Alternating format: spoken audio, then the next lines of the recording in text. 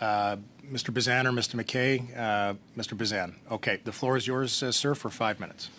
Thank you, Mr. Chair, and good morning, colleagues. So I am also one of the 18 members of Parliament and senators who are members of the Interparliamentary Alliance on China, and AB 231 targeted us way back in 2021 and 2022. Now, what is shocking is that us as parliamentarians were never informed that we were the subject matter of a hack attempt, cyber attack by the communist regime in China. I would say that by letting us know that parliamentarians, we could then take protective and corrective actions, but we couldn't because we were never told. We were not informed of this by the House of Commons IT services. We were not informed of it by the RCMP. We were not briefed by CSIS, nor did CSE reach out to us, who ultimately found out through the FBI and informed the House of Commons IT services. But all of us did get briefed on May the 9th by the FBI. That is, I think, embarrassing. That was the way that we were finally told about how the attack occurred and how we could protect ourselves. Now, I have to say that Sergeant at Arms in the past has, it was offering a briefing to us this afternoon on, it's unclassified, but it's on how we protect ourselves from cybersecurity attacks and what type of measures we take. CSE has briefed me in the past, and others who were targeted on social media by misinformation, disinformation from the PRC. And, of course, all of us that have traveled and have been given burner phones either by the House of Commons or by Global Affairs or by Department of National Defense in our parliamentary activities have received those briefings for travel. So I may be in a little bit better understanding of the cybersecurity threats that are out there than others, but that doesn't make the actions that was taken by the House of Commons and those in charge acceptable. Because this isn't an isolated incident. This is happening all the time, and we need to be better informed. Now, the PRC has been spying on me for a while, and then it's, I got activities. I'm a patron of Hong Kong Watch. I'm the member of the Canada-Taiwan Parliamentary Friendship Group, along with many of you. A number of us at this table have traveled to Taiwan just as recently as last year. Iran is also named in the NSICOP report, and I'm a co-founder of the Canadian Parliamentarians for Human Rights and Democracy in Iran. I was very big on the charge to get the Quds Force listed as a terrorist organization in 2012. I led in government to shut down the Iranian embassy and consulates here in Canada, and I've been recognized by the Persian community for my advocacy.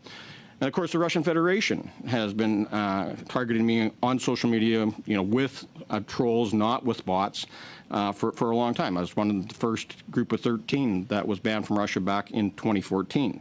I'm vice president of the Canada-Ukraine Parliamentary Friendship Group. I've been outspoken in my support of Ukraine. So, of course, Russia is going to take actions against us and any of us that are advocates for Ukraine. I brought forward the Sergei Magnitsky law. So why does all that matter? All my activities that are beyond what many would say is my scope as a parliamentarian, my day-to-day activities. Well, modern espionage, intimidation, foreign interference tactics are violating our collective rights, our privilege, but also our privilege as individuals. So this is the new norm. And, Boss Gagnon, the Speaker's ruling, referenced, page 107, 108, and that we have to make sure that members should be able to go about their parliamentary business undisturbed. Assaulting, threatening, or insulting a member during a proceeding of Parliament or while the member is circulating within the precinct is a violation of the rights of Parliament. It is also said on page 111, a member may also be obstructed or interfered with the performance of his or her parliamentary functions by non-physical means. And so, you couldn't hear that? Okay, I'll slow down a bit. Yeah, so that's directly out of Bosque Gagnon, page 107, 109, and page 111. So we have to modernize our efforts to protect our privilege from cyber attacks. It's no different than a physical obstruction or interference in performing our duties. And that particularly is concerning to me. You know, I'm the Conservative Shadow Minister for National Defence. I'm Vice Chair of the Standing Committee on National Defence, and John's as Chair. You know, we serve on these committees. We talk about information. I provide advice to our leader. We develop policy and platform ideas. So if I'm being targeted to try to hack into my emails and my communications, Mr. Chair, and I know I'm getting close on time, then we have to take corrective measures. And the laissez-faire, we don't care, coming from the PMO, PCO, is that culture is infiltrated through the rest of our departments and the way we operate up here. We have to make sure that we are more aggressive in how we protect each and every one of us from these cyber attacks, and that means that we need to know and we have to reclassify how information is shared. Okay, thanks very much, Mr. Bazan. Mr. McKay, the floor is yours for up to 5 minutes. Thank you, Mr. Chair, and I'll just pick up where James left off, which is the core issue that is in front of this committee, and that is, when should members be informed of these attacks? These attacks are simply a fact of life, and they are massive, and they will increase. And I'm rather hoping that this committee will grapple with how, when, and where we are to be notified of these attacks. Because, frankly, I'm given to understand there's something like 1 million attacks a day on this organization as a Parliament of Canada. So I don't think every member wants to be informed of every one. So I think in some respects we're in a fortunate position in that the evidence at this point shows that we didn't actually suffer any damage, that there was no breach, that the firewalls held. Having said that, it is, and I adopt my friend's views, it is kind of embarrassing to learn from a foreign security service that we've actually had an attack. And I don't think that's, frankly, quite acceptable. So the FBI tells CSE, CSE tells our security services are satisfied that the breach does not occur, and we're in the dark.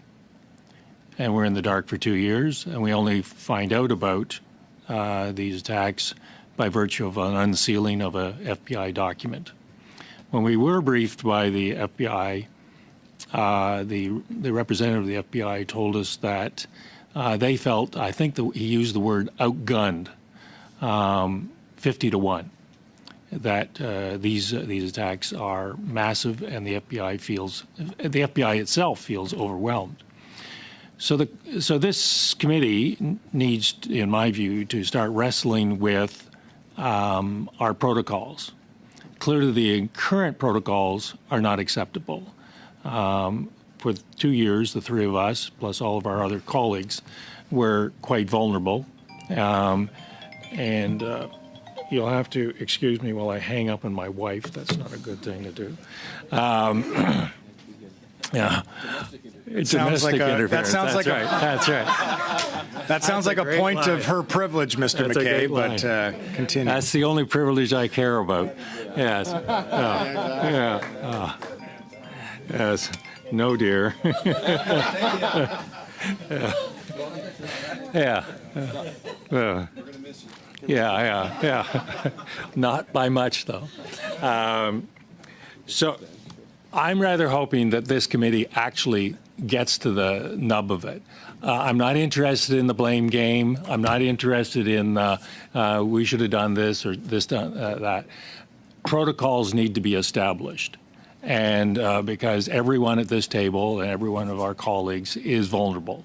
I'm rather hoping you take this example of vulnerability, which I don't think has entered into any kind of damage, but take this example of vulnerability and give instructions to those who we ask to protect us.